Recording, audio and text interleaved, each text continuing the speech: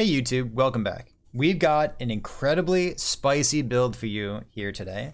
I didn't know what kind of offenses we wanted to scale with this build, but the basic premise behind this is something that I've already put out in a YouTube video.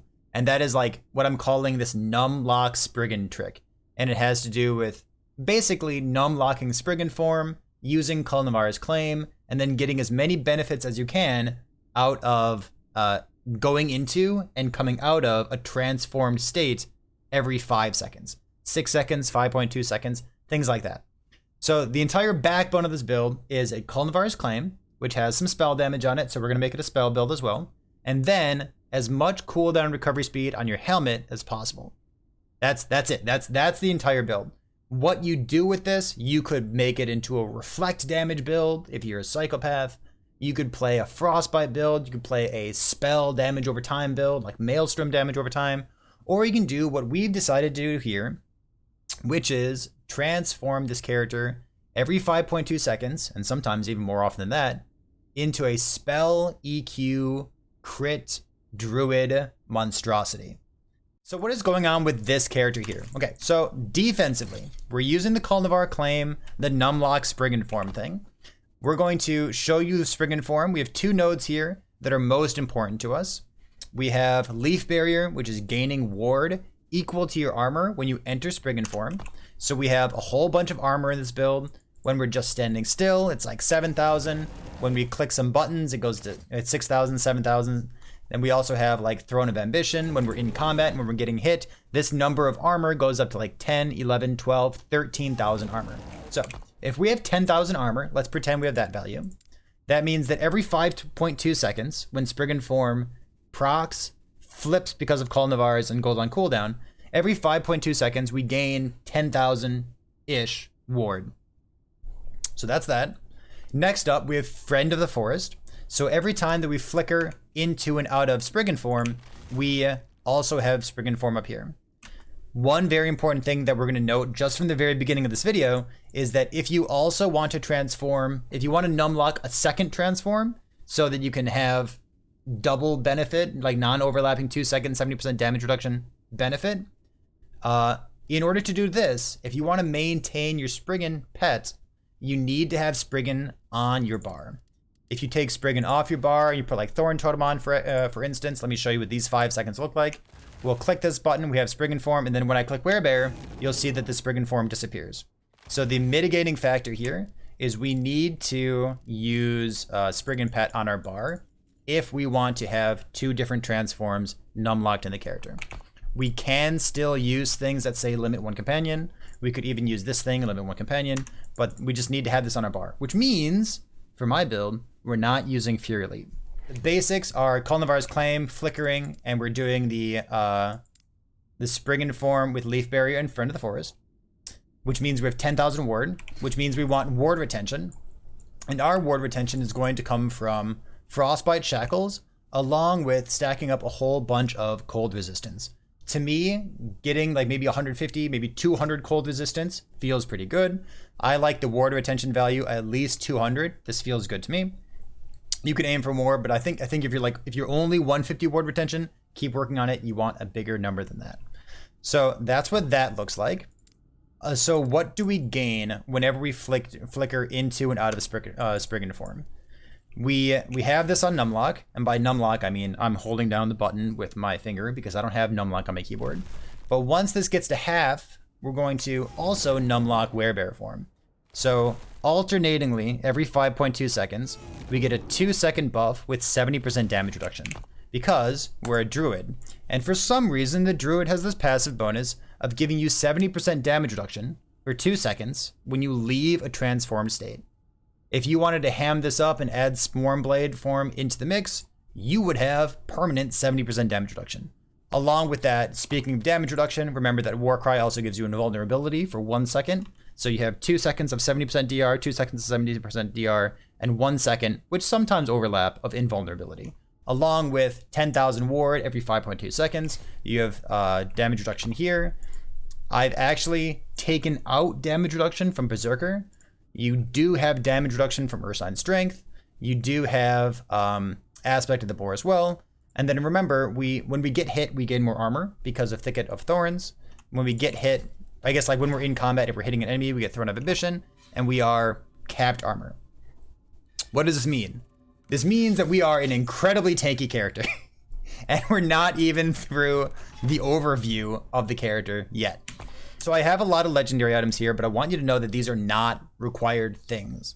If you didn't have Frostbite Shackles, it means your ward's not going to last as long, but you're still getting 70% damage reduction, maybe 75% of the time. So just Culnivars, just being a druid, is incredible amounts of defense. If you were a shaman, for example, you wouldn't have that kind of damage reduction, but you would have extra elemental resistance, and elemental resistance includes cold resistance, which means that Frostbite Shackles would give you more ward. So the Frostbite Shackles are more important in like a shaman version of this build, and they're less important in a druid version of this build, because you have other ways to, you know, be incredibly tanky. So what else do we gain from flickering back and forth into our transformed state? Well, you'll notice that if I start to numlock, if I start to hold down Spriggan Form, every time that I leave a transformed state, my mana goes back to about 70 or so. To augment that mana gain, we have some idols here.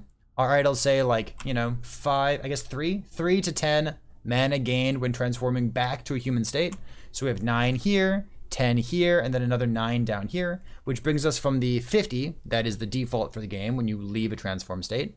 And then like 9, or I guess 50 plus 10 plus 10 plus 10, it's going to be about 80, maybe like 78 mana when we flicker back into a human form. So we have ward generation.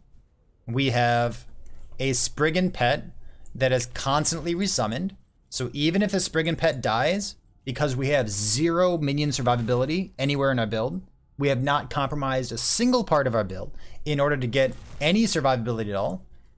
However, we still have constant uptime of the Spriggan pet. Even if it dies, even if it's dead on the ground waiting for us to revive it, we can still make a new copy of it. Let's talk about the skills in case we haven't already talked about them. We're using a Culnivar. Culnivar has spell damage, so we're going to play Spell Earthquake. We have a pretty normal looking skill tree. Remember that Earthquake has a 300% effectiveness of added damage, so anytime that we can get adapted damage in a build, that's something that we'd like to do. We have a +2 to EQ, 1 from our relic and 1 from our helmet. I would recommend getting at least +1 level on your helmet, because Earthquake scales super well with levels because of these extra more damage multipliers that we have access to all over the skill tree. Next up is Spriggan Form. The only things that matter here, almost literally, are these 2 nodes here. The rest of the points we just kind of fill in. Because we're never in Spriggan Form for more than 1/15 of a second, we have just a couple things down here that we can passively take access or take advantage of. Thorn Shield, Thorn Shield, Thorn Shield, and then anytime that we get hit from the Druid Mastery, we have a 10% chance of casting Thorn Shield on ourselves. So that's the entire skill, what it's doing for us. Next up is Spriggan. Remember, we are using Spell EQ, so adaptive damage helps us. 300% effectiveness of added damage. Got some extra crit avoid, some base crit, which feels incredibly important because we're not using a catalyst in our offhand.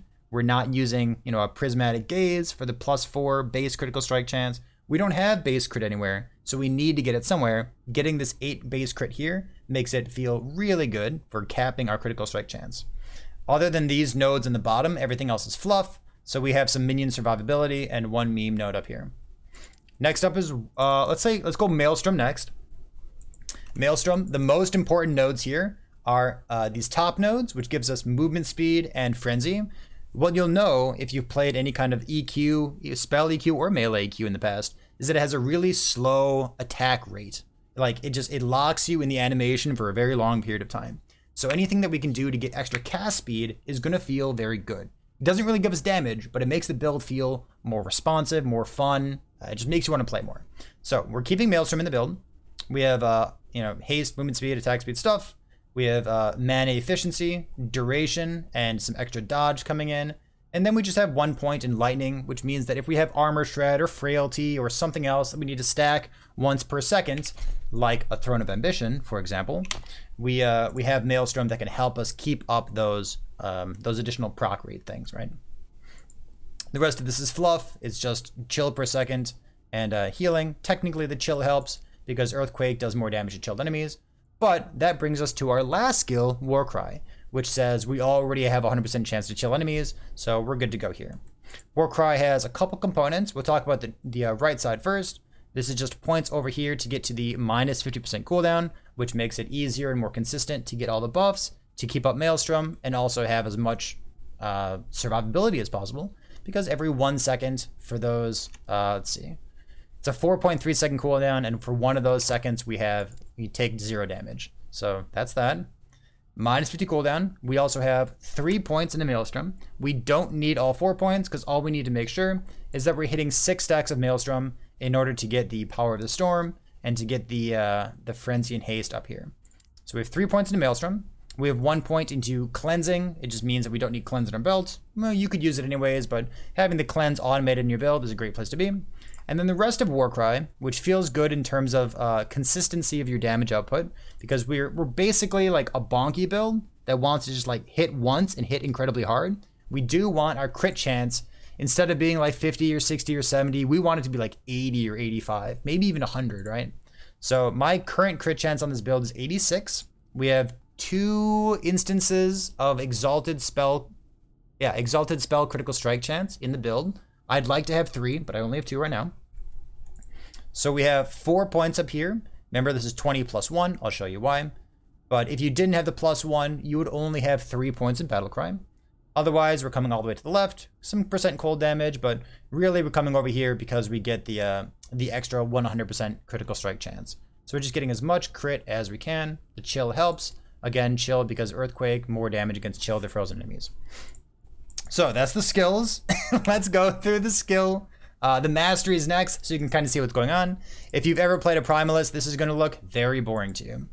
This build is actually tanky enough that I don't think we need to sacrifice 5 points to put in a Berserker. Normally I would say put 5 points in a Berserker every single time, but I don't think you need it here. So we're going to leave this out. We have some cold resistance, which technically helps with our Frostbite Shackles, but realistically you're just taking these because they're good points. We have some strength. Strength gives you armor. Armor gives us ward. Ward gives us movement speed. You haven't seen that part of the build yet. So we have just some normal looking notes here. In Beastmaster, again, we have the 20 points that we sacrifice to the Beastmaster gods because we want to be as tanky as possible. So damage reduction, some health, and some damage reduction. In Shaman, because we're playing Earthquake, we need to actually spec enough points into the Shaman tree to get Earthquake. We'd like to have armor. Armor is a very good stat for us, especially flat armor. The mana regeneration helps, makes the build feel nice and smooth.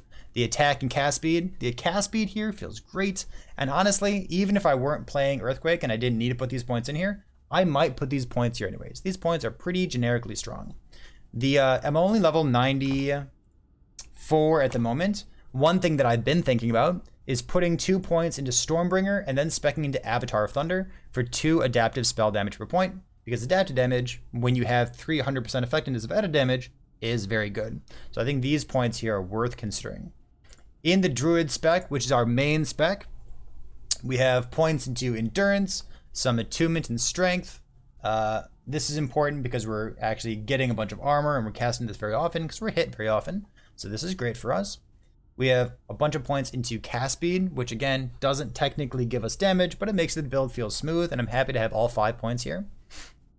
Health gain on crit is a great way of getting some extra leech in the build, even though you already have a bunch of ward. Once the entire build is put together, you're going to feel nice and tanky. If your health is moving, if your ward retention isn't good, if your armor isn't good, it's nice to have these 3 points, because not only are they crit chance, but they also just give you generic health leeched on crit. It's not, it's not melee damage, it's not spell damage, it's just generic. So otherwise, if you didn't have this, you might want to get some leech into your build in some other way before you get the whole ward system set up in the background. Next up is 8 points in strength. This is giving us tons of armor. We're in human form all the time, so strength, instead of giving you 4% increased armor per point, gives you 5% increased armor per point. And we have like 55 or 60 strength in this build, at least how I built it. Next up is 2 points here. This is giving us strength. This is giving us flat armor and 15 damage per point because we're spending 2 points to get it. So I think these points are worthwhile. Down here are some very juicy points. They are super, super strong. We technically only need to put 3 points into Primal Shifter because we want that 6-second duration, so we have a permanent uptime of the armor buff and the damage buff that this node provides. However, locked behind these 5 points are 15 crit chance and 10 crit multi per point. So we're going to go ahead and fill in the rest of this and be very happy about it. These last points here, these 4 points, if you're planning on farming Julra, if you're planning on farming something that has you taking damage over time, I think these nodes are pretty good overall. But I think like generic Monolith, maybe generic Arena perhaps, you would take these nodes out and just get more damage from the Avatar Thunder that we were talking about previously. In terms of effective HP, if you're wearing a Bastion and you're not dual wielding, this means that your effective HP is somewhere around 320,000 HP, and your single hit mitigation is about 300,000 as well. You are incredibly tanky. I can't even begin to fathom how tanky you are with this build. For mapping purposes, you know, it's interesting. You don't have Fury Leap because we need to have Spriggan pet on our bar, and you'd really just like to run faster so that you can clear content faster. So instead of being 300 to 320,000 effective HP, by dual wielding, remember we're not using shield, and we also have a 15% penalty for damage taken, we only have about 200 or 210,000 effective HP, which is probably enough, given that my character is like just now getting to 200 corruption. It's probably going to be good enough for a very long time, if I'm honest with you. A 1 LP Hummingbee, you can put adaptive spell damage on it. Remember, adaptive is strong because your Earthquake has effectiveness of added damage of 300%, which means, you know, a flat damage. Flat damage is great. Otherwise, you could put crit multi on it, but frankly, even if you didn't have an LP Hummingbee, you probably just offhand it anyways, because it gives you some damage and it gives you movement speed. So without this thing, I'm going to walk around with maybe a 30 movement speed. Wait, where's my Frenzy? There it is, 60 movement speed. I've got Frenzy and Haste coming in from my Maelstrom stacks now. So we've got 60 movement speed. And then as soon as we put Hummingbee on instead, you'll see that we fluctuate between like 100, maybe 90, 85. And then when we kick back up, we go back to like 108 or so movement speed. So I think the movement speed is excellent. I think it feels good. It's also hilarious. So I would recommend it to you as well. That said, we talked a little bit about effectiveness, or I guess, no, we talked a little bit about EHP. Let's talk about like the gearing itself, right? Whew. All right, so there's a lot of shiny looking gear here. It's not necessary. What is necessary for you is a Culnivar's Claim and as much cooldown recovery speed on the helmet as possible. Beyond that, the kinds of things that you're looking for are +1 Earthquake. Maybe you could seal it like I have it sealed here. Remember, sealing a tier 1 modifier on an exalted item is an extremely easy thing to do. I've got a video about that. Go look at it. It's only 3 minutes long. The other kinds of things you're looking for are armor. The chest piece that I have here, that second modifier, it says like armor and minion armor. It's actually, you gotta take my word for this. It's actually a very good modifier. If I could get this to tier 5, if I could get this to tier 6, that's an excellent way of getting more flat armor, which gives you better uptime on your damage reduction, and also becomes ward, and then ward becomes damage, and ward also gives you movement speed, and then you can start to understand like where, you know, stacking up flat sources of armor ends up being very good. This chest piece, frankly, is garbage, but it does what I need it to do, so it's good enough for me. You would like to have like exalted armor, exalted something else, but a lot of our percent increased damage on our build. Remember, most of these skills like Earthquake get 4% increased damage per point. So we have a lot of attunement, 35 attunement, and then 61 strength. Add those together, what's like 90, and then times 4 is what? 360-ish. We have like 360% increased damage just coming from our stats. So having things like percent increased strength ends up being, you know, it's okay. Remember, we have our point into this node here, which says instead of strength giving 4% increased armor per point, it's giving us 5% increased armor per point. So getting some extra percent increased damage ends up being very valuable, because otherwise you don't have too many sources of percent increased damage. So I like that a lot. On our boots, we literally have exalted armor and percent armor. We don't even have hybrid life. Let's talk about the belt real quick. Legacy of the Quiet Forest. We're using this even in an even in a non-legendary state. Legacy of the Quiet Forest is a pretty good belt because it actually has flat armor on it. It has void res, poison res, sure, that's fine, but it has flat armor, and believe it or not, that's important enough that we're happy to have it in the build. We could use this belt here, this Isidora's Tombs Binding. You'll see that my armor is at 6.9 thousand, and it goes up to 7.9 thousand, which is a considerable increase in my flat armor. However, if you can get a 1 LP, a 2 LP, a 3 LP Legacy of the Quiet Forest, then all of a sudden you can customize your belt and put on Cleanse, put on Life, Hybrid Life, put on percent increased damage, those kinds of things. So if this green belt here, if this set item could have LP on it, easy choice. Just use this thing. It's even got some cast speed on it. But the fact that we can have LP on a Legacy of the Quiet Forest, I think means it wins overall. My rings, I want as much crit strike chance as possible, because quite frankly, even if, let's go like this, go like this, go like this, we have 84 spell critical strike chance. Even if crit multi, or even if percent increased damage is technically better damage for my build, which it is, I value consistency in my builds. I feel really bad when I try to EQ something and it doesn't crit. So on average, percent increased damage is going to be a better place to be. It'll scale your damage better, but I value having over 80% crit because I really want those big crits for my build as often as possible. Last thing is this Twisted Heart of Icaros. What do you really need here? I think the best would be I guess best. Best is this thing, but let's be real. You would look for something like this. Something that is a Spirit Catcher because it has cold and necrotic res in it. The cold res means that you have better ward retention, which is better damage and movement speed for your Hummingbee based off of your Frostbite Shackles. So having the cold res implicit is very good. Things like spell critical strike chance, maybe some mana regen, more likely cast speed and crit multi. And your suffixes could be like frailty or whatever res you need, health, things along those lines for your build. So spell crit chance and cast speed were my priorities. That's what led me to Twisted Heart. We got lucky, we made this, and then it's just, you know, the whole build keeps coming together because I keep playing it because it's so much flipping fun. So that's what we've been looking for and how we've been building this character.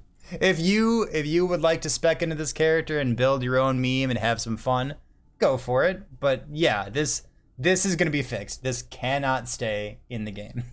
So if you have any questions about it, you can always leave those in the comments of this video here. You can drop by Twitch at twitch.tv/ParryThePig. And we're going to keep playing this build until it gets nerfed, because it has to be nerfed. I'm having too much fun. Anyways, thanks for being here. I appreciate it. And I'll see you next time.